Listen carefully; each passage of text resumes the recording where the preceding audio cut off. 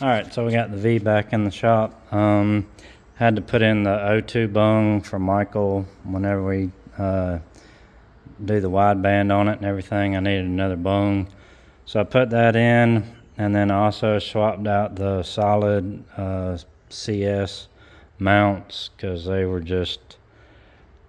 too much.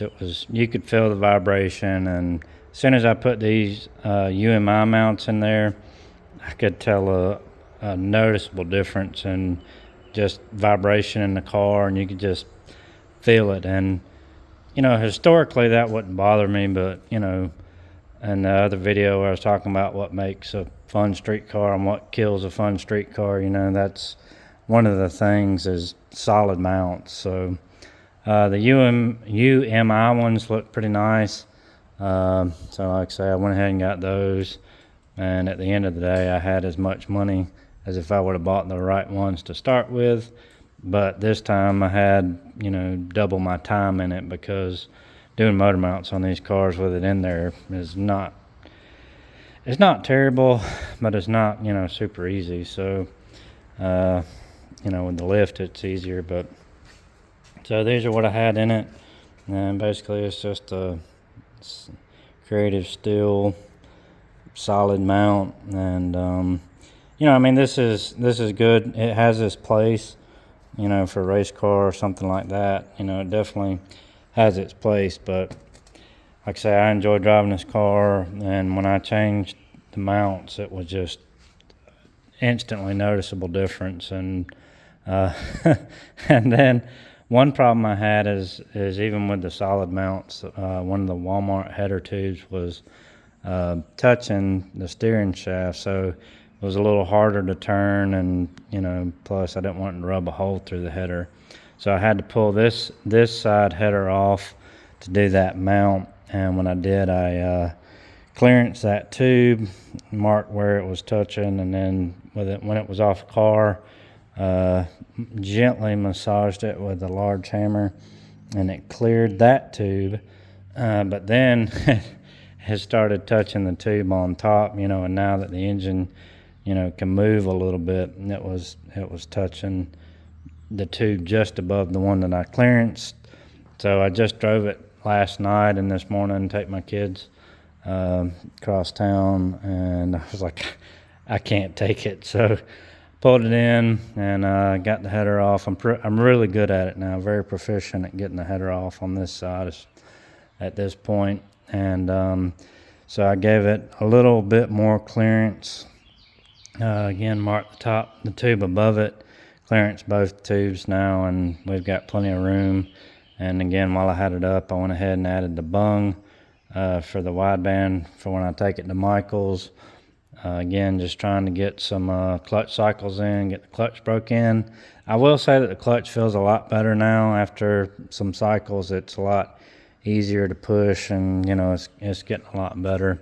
So I think we're almost there. I've run probably 3.5 tanks through the car since it's been together with the 6.2. So kind of the first tank was when it had the wrong injector data and was basically running pig rich.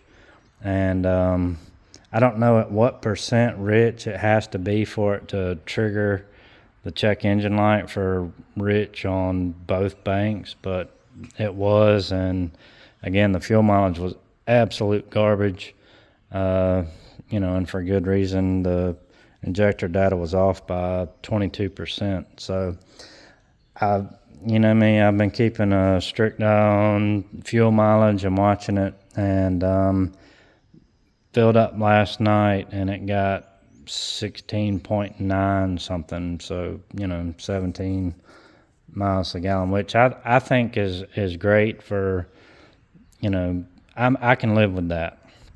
If it was 12 or something like that, at that point that kind of knocks into the fun street car thing, because with me, I want to drive it and enjoy it, and if it's only getting 12 miles a gallon or less, then that just kind of cuts into the fun factor, especially with fuel prices. But the other thing, if you're on E85, I get it. because you're going to get the worst mileage on E85, but you can also make more power with it. So, I understand that trade-off, and I'm okay with that. But on pump gas, it should do, 17. I'm happy with that. The car is really fun to drive. I enjoy the stick shift. I must be going through a midlife crisis thing or something, because I haven't had a stick shift car in a really long time. So it is kind of fun driving it. I will admit, I do enjoy it.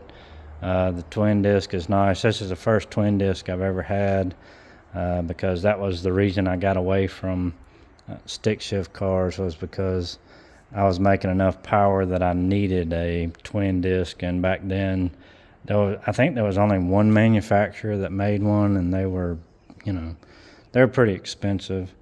And not that they're cheaper now, but there's quite a few more. And anyway, so I like the twin disc, and the exhaust.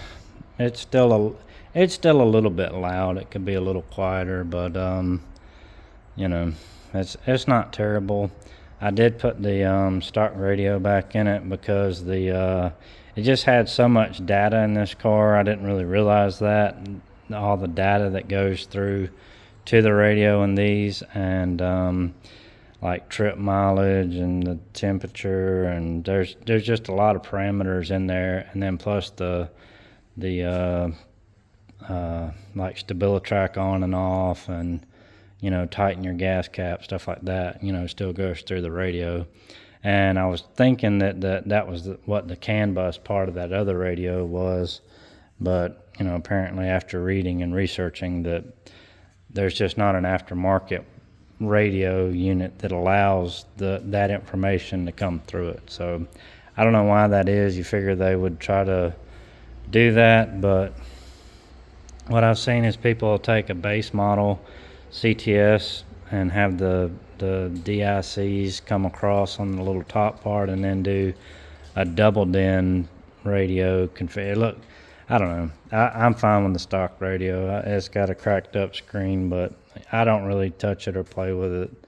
I just, get in, crank it up, and whatever's on the radio is what I listen to. So, and then I want to make sure that the traction control's off, and then that's, how you know it's off is when it displays on the screen. So, there was one local of these being parted out, and I asked about the radio, but it was already sold, and so that was unfortunate. But really kind of curious to see what it makes. It's not fast enough for me. It just doesn't make the power that I would like. I'm a power adder guy, so an NA one's just not gonna cut it. But it is a fun car to drive. It could use, a couple hundred more horsepower, but we'll see how it goes. We did get the transmission off for the Trailblazer. Doug has it, and hopefully get that turned around and back to us. We got the smaller pulley for it, 255 pulley, I believe. The Escalade still has a skip. We think it's the computer, so we're still waiting on that. And we got the white truck. I actually kind of gave it its first bath a little while ago, and it's looking pretty good. Not bad for a little pickup truck. So I contacted the guy that Michael was telling me about, and getting the front clip. So he has one that's the same color scheme with white and tan, and he said he had 2 complete front ends. So hopefully, a nice bumper, and I'll buy some new headlights and everything. But I think the truck turned out pretty good overall. Obviously I'm not done with it. I still have some finishing up to do on it. I did pull the throttle body off this morning and did some porting for the IAC passageway through there, because it was just whistling so bad I couldn't stand it. So I opened that up, and it greatly reduced it. So I'm going to try to work on that some more and see if I can get some more of the whistling out of it. And I know that in the last video, I think somebody pointed out that I did say that it runs, and then did not show that it ran. So we'll see. We'll see if it'll crank up.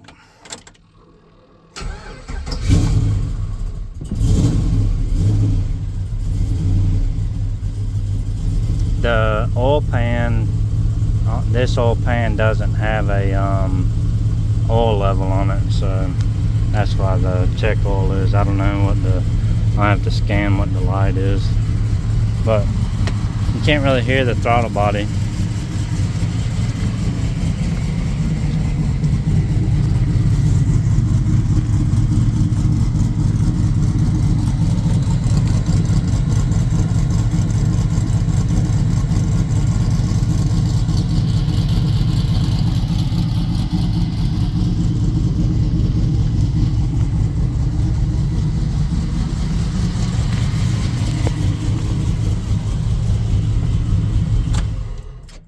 So there's that. It does run, and that's it's a MagnaFlow muffler on it.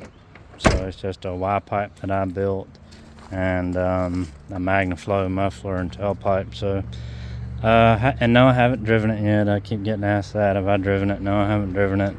I've been busy with everything else in the yard, so there's a lot going on. But hopefully get this thing finished up. I'm gonna get a wheel or whatever and get all this glue off for these side moldings or whatever they are. But I gotta get a heater core in it, because as soon as I got it back together, hooked everything up, and I was like, golly, why does this thing keep taking antifreeze? I'm looking on the floor and not seeing anything, on the shop floor. And then I backed it up the hill up here and then pulled it down, and then I saw where it was all in the floorboard. So but in Michael's defense, he didn't know that the heater core was bad, because when he got the truck, it had no water in it at all. So we know where it went. It all went in the floorboard. So but anyway, that's enough of that. This thing's probably next on the chopping block. Like I say, got a few parts for it, and hopefully do a quick turnaround like we did on this one, and try to get this thing swapped out. Like I say, I'm excited about this one. I really like this pickup for some reason, and then when everybody heard that I paid $300 for it, everybody was interested in buying it, at $400 and $500, but it's not really how that works. So anyway, that's updates for now.